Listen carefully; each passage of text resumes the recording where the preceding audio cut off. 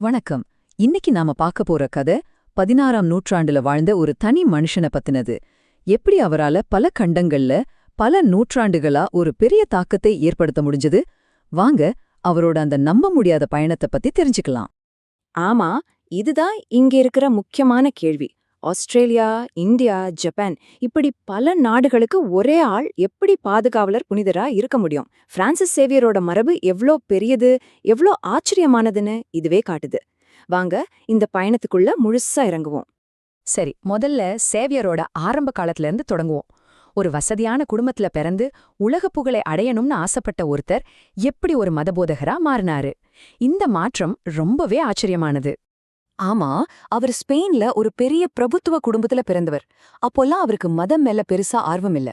Paris பல்கலைக்கழகத்துல படிக்கும்போது அவர் ஒரு பயங்கரமான அத்லீட், குறிப்பா ஒரு ஹை ஜம்பரா ரொம்ப ஃபேமஸா இருந்திருக்காரு. பாரிஸ்ல தான் அவரோட வாழ்க்கையில ஒரு பெரிய திருப்பு முனை ஏற்படுது. அங்கதான் அவரை விட வயசுல மூத்தவரான லயோலாவின் இக்னேஷியஸ சந்திக்கிறாரு.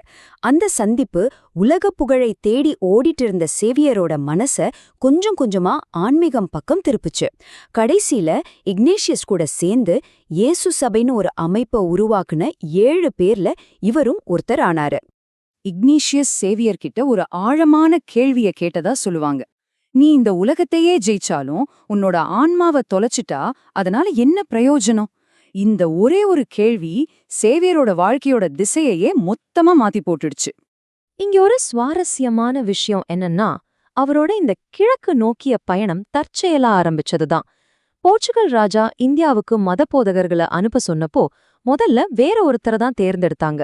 ஆனா கிளம்புறதுக்கு கொஞ்ச நாள் முன்னாடி அவருக்கு உடம்பு சரியில்லாம போக கடைசி நிமிஷத்துல சேவியர் தான் அந்த இடத்துக்கு போறாரு.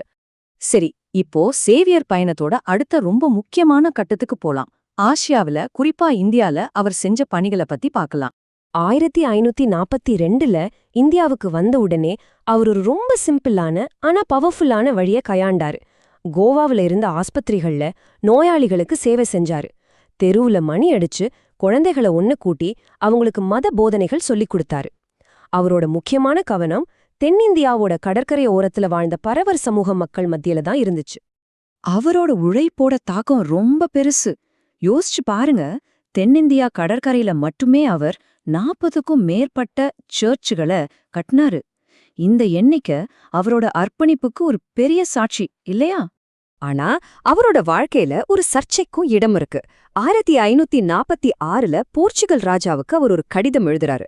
அந்த கடிதம் பத்தி 2 விதமான கருத்துக்கள் இருக்கு. சிலர் அது கோவாவில ஒரு மத விசாரணை மன்றத்தை அமைக்க கோரின கடிதம்னும் அதன் மூலம் மதத்தை கட்டாயப்படுத்த முயற்சி செஞ்சதாகவும் சொல்றாங்க. மத்தவங்களோ இல்ல அது வெறும் கிறிஸ்தவ மதத்தை பரப்ப ஒரு ஸ்பெஷல் ஆபீசரை நியமிக்க சொல்லி கேட்ட ஒரு சாதாரண கோரிக்கைதான் சொல்றாங்க.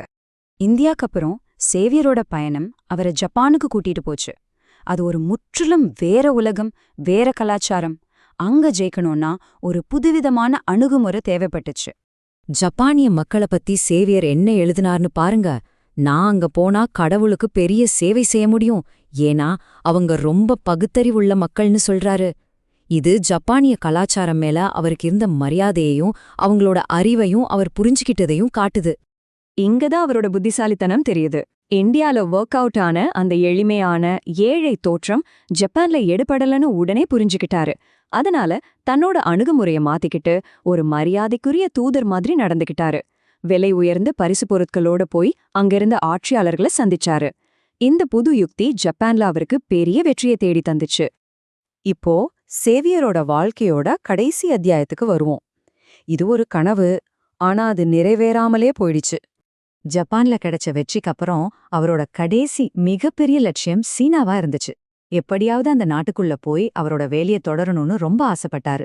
ஆனா விதிக்கு வேற திட்டம் இருந்துச்சு. சீனாவோட கரைக்கு பக்கத்துல இருந்த ஒரு தீவுல அந்த கரையை தொடுறதுக்கு முன்னாடியே நோய்வாய்ப்பட்டு இறந்து போறாரு. சேவியரோட உடல் ரீதியான பயணம் அங்க முடிஞ்சாலும் அவரோட உண்மையான கதை அப்போதான் ஆரம்பிச்சது. அவரோட மரணம் ஒரு முடிவில்ல, அது ஒரு சக்தி வாய்ந்த மரபின் ஆரம்பம். அவர் இறந்ததுக்கு அப்புறம் நடந்ததெல்லாம் ஒரு மர்ம கதை மாதிரி இருக்கும். அவர் அடக்கம் செஞ்சு சில மாசம் கழிச்சு அவரோட உடலை வேற இடத்துக்கு மாத்த தோண்டும்போது ஆச்சரியமா அது கொஞ்சம் கூட சிதையாம அப்படியே இருந்ததா சொல்லப்படுது. இந்த அதிசயத்துக்கு பிறகு அவரோட உடலை மல்லாக்கா வழியா கோவாக்கு ஒரு பெரிய ஊர்வலமா கொண்டு வந்து மக்கள் பார்வைக்கு வச்சாங்க. இது கேட்கறதுக்கு கொஞ்சம் விசித்திரமா இருக்கலாம். ஆனா அதுக்கப்புறம் அவரோட உடல் பாகங்கள் புனித பொருட்களா உலகின் பல முக்கியமான சர்ச்சுகளுக்கு அனுப்பப்பட்டுச்சு. உதாரணத்துக்கு ஆயிரக்கணக்கான மக்களுக்கு ஞான ஸ்நானம் கொடுக்க அவர் பயன்படுத்தினதா சொல்லப்படுற அவரோட வலது முன்கை இன்னைக்கும் ரோம்ல இருக்கிற இயேசு சபையோட தலைமை சர்ச்ல பாதுகாக்கப்படுது.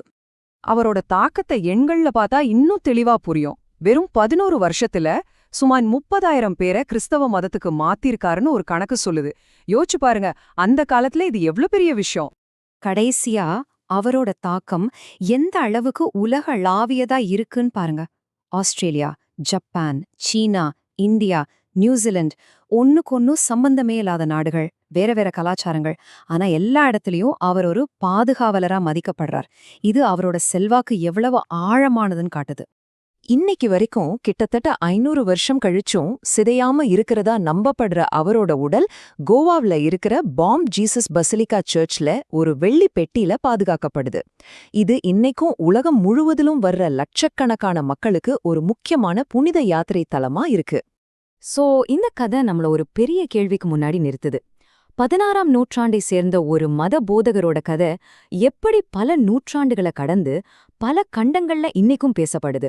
ஒரு தனி மனுஷனோட அசைக்க முடியாத நம்பிக்கை எப்படி காலத்தையும் எல்லைகளையும் தாண்டி ஒரு அழியாத மரபை உருவாக்க முடியும். யோசிச்சு பாருங்க.